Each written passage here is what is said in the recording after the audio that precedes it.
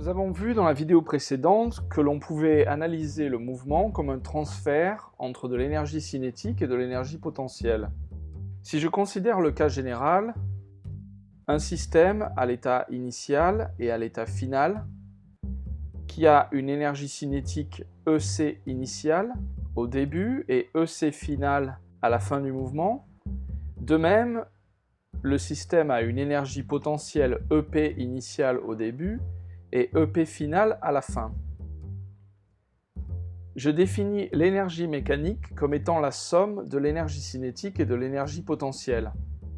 À l'état initial, l'énergie mécanique est donc EC initial plus EP initial, et à l'état final, EC final plus EP final. Dans le cas où il n'y a que le poids qui travaille, cette énergie mécanique va se conserver, c'est-à-dire que l'énergie mécanique finale va être égale à l'énergie mécanique initiale, ou écrit différemment, EM final moins EM initial est égal à 0. Au cas où il y ait d'autres forces autres que le poids, la différence d'énergie mécanique entre l'état final et l'état initial, c'est-à-dire EM final moins EM initial, va être égale au travail de ces autres forces qu'on appelle non conservatives, qui sont les autres forces que le poids. Ces équations, qui de nouveau sont des bilans d'énergie, forment le théorème de l'énergie mécanique. Voyons un exemple concret de son application. Si je considère une pente en descente de A vers B, une distance AB entre A et B, et la hauteur H entre le point A et B. Et je considère un skieur qui descend la pente. Si je pose H égale à 20 mètres, la distance AB est égale à 100 mètres, la masse du skieur égale à 80 kg, et la vitesse initiale en A est égale à 10 mètres par seconde. Je ne considère aucun frottement, et je veux calculer la vitesse en B.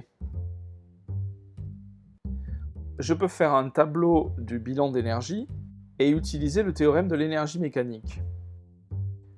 En B, l'énergie cinétique est 1/2 de mVb au carré, Vb étant la valeur que je cherche. En A, l'énergie cinétique est 1/2 de mVa au carré. En B, c'est-à-dire en bas de la piste, l'énergie potentielle par rapport au bas de la piste est nulle, est égale à 0. L'énergie potentielle en A, elle, est égale à mgh, h étant la hauteur entre A et B. Si je fais le bilan de l'énergie mécanique dans la position B et la position A, je peux écrire que l'énergie mécanique en B est égale à 1/2 de mVb au carré, et l'énergie mécanique en A est égale à 1/2 de mVa au carré plus mgh. S'il n'y a pas de frottement, il n'y a que le poids qui travaille, et je peux donc écrire la conservation de l'énergie mécanique, c'est-à-dire que EMB moins EMA est égal à 0. Ce qui me donne 1/2 de mVb au carré moins 1/2 de mVa au carré moins mgh est égal à 0. Cette équation va me permettre de calculer Vb. Je saute les étapes. Vous pouvez vérifier que Vb est égal à la racine carrée de Va au carré plus 2gh. Avec les données de l'exercice, je peux calculer Vb est égal à 22,2 mètres par seconde.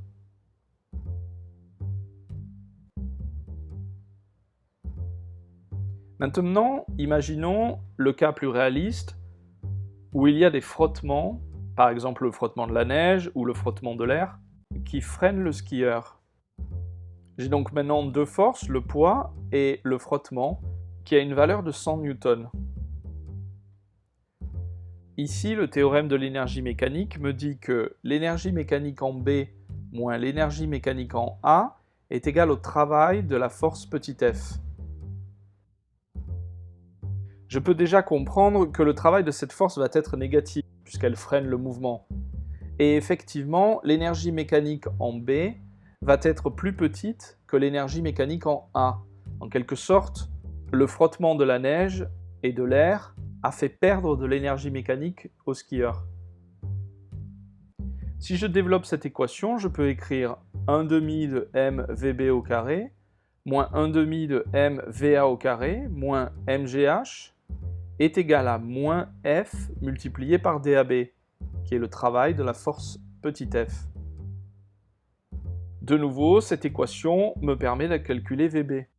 Le calcul est le suivant. Je trouve VB est égal à racine carrée de VA au carré plus 2GH moins 2 sur M fois F multiplié par DAB.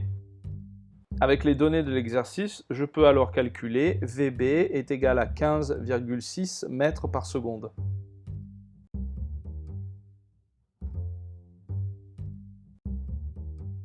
On a vu deux théorèmes qui parlent d'échange d'énergie et qui peuvent être utilisés pour analyser le mouvement. Le théorème de l'énergie cinétique et celui de l'énergie mécanique. Quel est donc le lien entre les deux? Pour mémoire, le théorème de l'énergie cinétique dit que la différence d'énergie cinétique, le delta d'énergie cinétique, entre les positions finales et initiales du mouvement, est égal au travail des forces que j'appelle conservatives, plus le travail des forces non conservatives.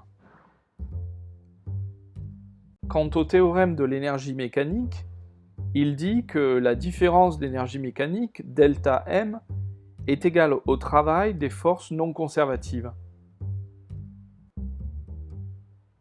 Dans le cas simple où la seule force conservative est le poids, je peux écrire que la différence d'énergie cinétique est égale au travail du poids plus le travail de toutes les autres forces. Quant au théorème de l'énergie mécanique, il dit lui que la différence d'énergie cinétique plus la différence d'énergie potentielle, c'est-à-dire la différence d'énergie mécanique, est elle égale au travail des forces qui ne sont pas le poids. Je peux déjà voir des similitudes dans ces deux équations. Vous remarquez que dans le théorème de l'énergie cinétique, à droite de l'équation, j'ai le travail du poids, ici écrit en bleu. Et dans le théorème de l'énergie mécanique, j'ai la différence d'énergie potentielle dans la partie gauche de l'équation. En fait, ces deux termes sont reliés. En effet, on a vu que la différence d'énergie potentielle est en fait égale à l'inverse du travail du poids. C'est comme ça qu'on a défini l'énergie potentielle. Au lieu d'utiliser le travail du poids, on a préféré conceptualiser ceci par une énergie potentielle que le système a à une certaine hauteur. De fait, si la différence d'énergie potentielle est en fait l'inverse du travail du poids, on remarque que les deux équations sont en fait les mêmes. Tout simplement, le théorème de l'énergie cinétique et le théorème de l'énergie mécanique, c'est le même théorème.